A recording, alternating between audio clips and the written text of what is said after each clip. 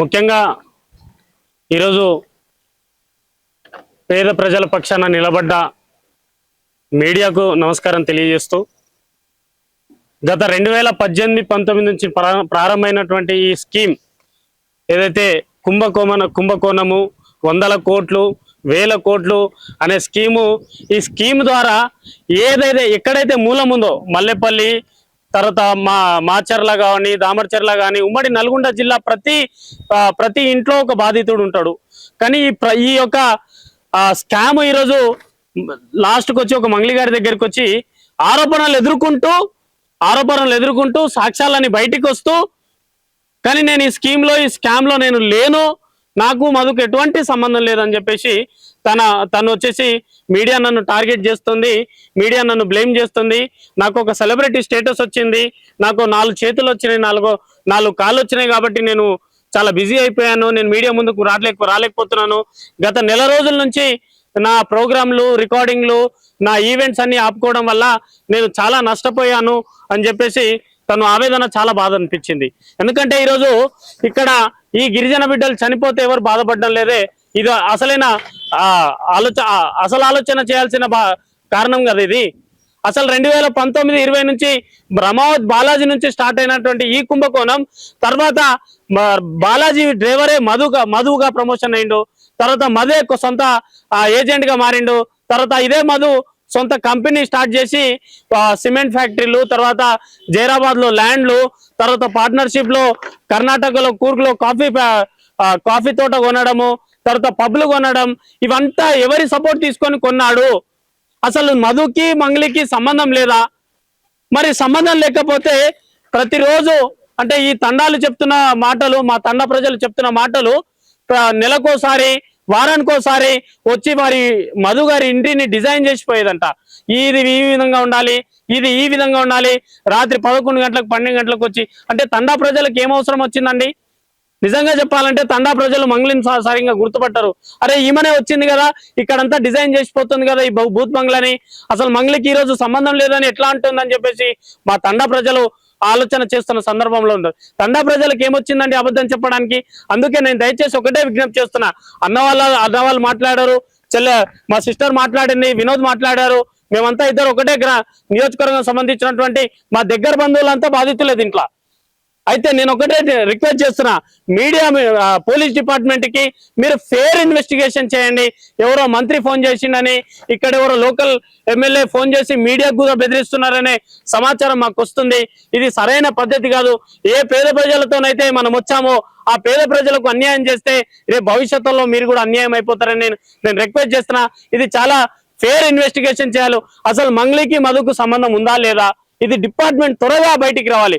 ఎందుకంటే మధు గారు ఒక 10-20 సిమ్లు వాడుతుంటాడు.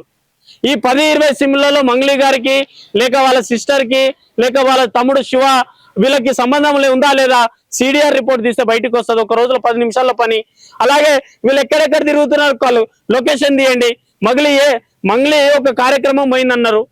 నిజంగా మిర్యాలగూడకి దేవరకొండకి 60-70 కిలోమీటర్లు 80 కిలోమీటర్లు వస్తుందండి.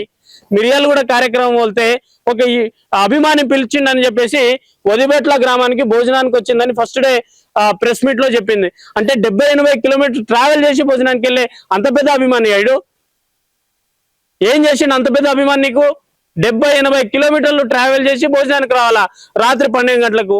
వీడు అంత పెద్ద అభిమాని నాయుడు. నువ్వు ఎందుకు ఆరోపణలు ఎదుర్కొంటున్నావు? నువ్వు కడిగిన ముత్యంలాగా బయటికి రామని మేమందరం అదే అంటున్నాం. మేమందరం గిరిజన సంఘాలు మాట్లాడేది నీ గురించే, మేము మాట్లాడేది నీ మంచి కోసమే. నువ్వు కడిగిన ముత్యంలా బయటికి రా. పంజాగుట్ట పోలీస్ స్టేషన్ లో నువ్వు కేసు పెట్టినావు, అక్కడ నీకు నమ్మకం లేదు.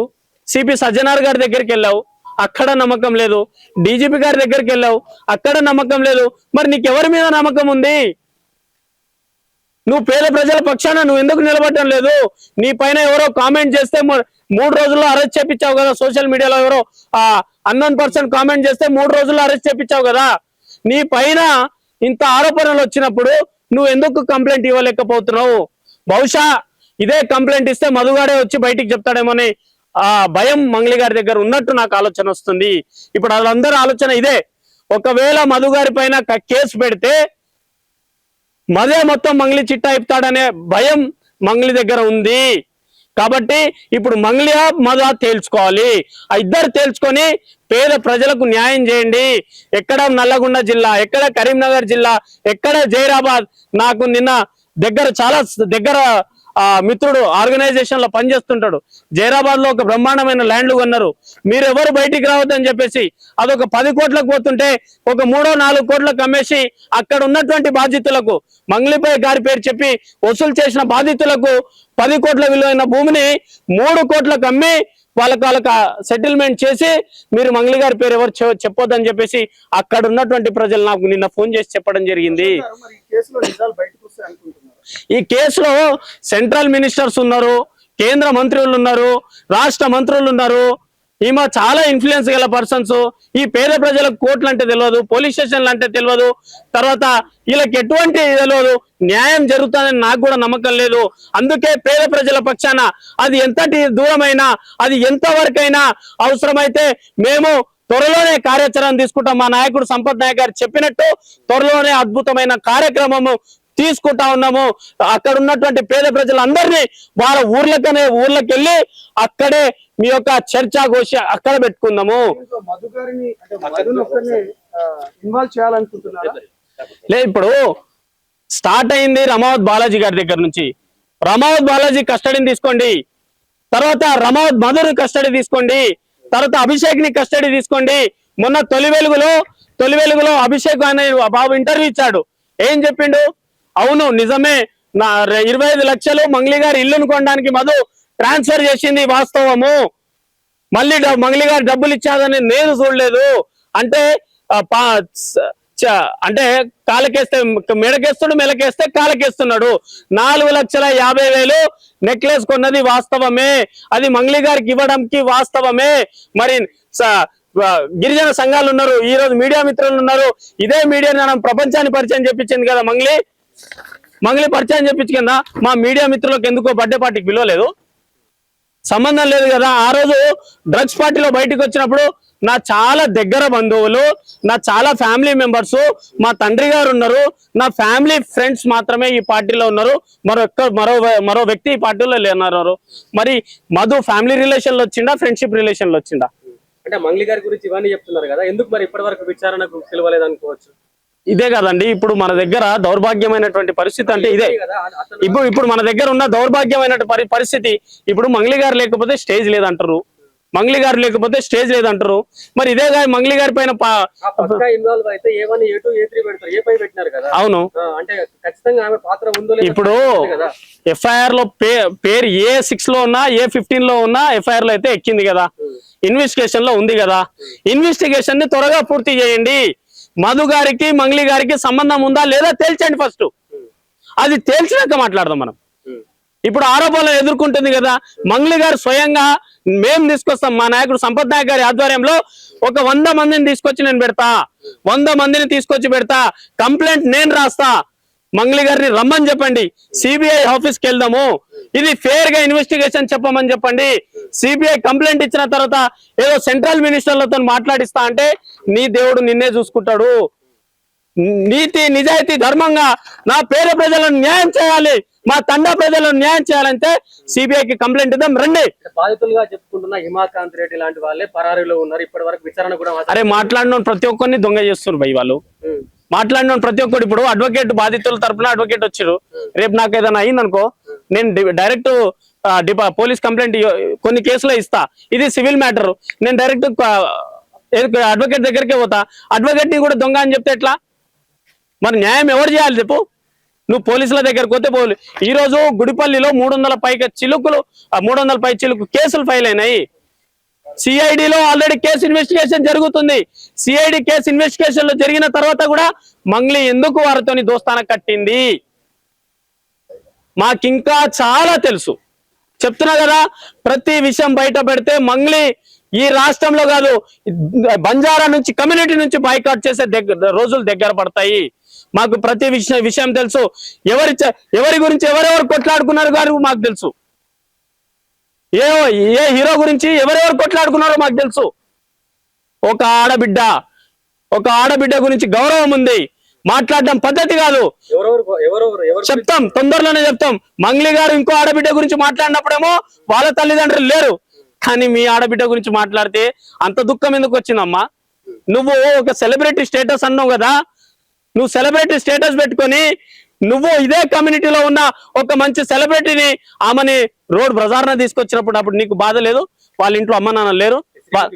మరి అదే కదా, నువ్వు మీ చెల్లెల గురించి మాట్లాడినప్పుడేమో బాధ అనిపిస్తుంది, మరి ఇంకో సోదరి గురించి మాట్లాడినప్పుడు బాధ లేదా?